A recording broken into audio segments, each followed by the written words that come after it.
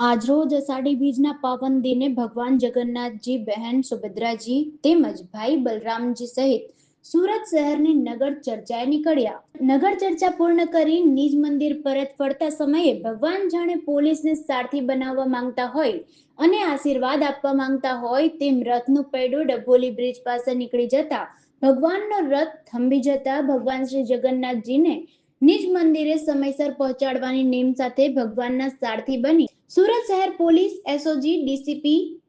શ્રી રાજદીપસિંહ નકુમ સાહેબ નાઓ સરકારી વાહન ઇનોવામાં ભગવાન શ્રી જગન્નાથજીને તેમજ SOG police inspector Shri Ashok Chaudhary નાઓની એસઓજી વન ગાડીમાં બહેન સુભદ્રાજી તેમજ ભાઈ બલરામજી નાઓની પધરામણી કરાવી બિરાજમાન કરાવી ભગવાનને તેઓના નિવાસ સ્થાને એવા નિજ મંદિરે સમયસર પરત મોકલવાનો રૂડો પ્રસંગ બન્યો।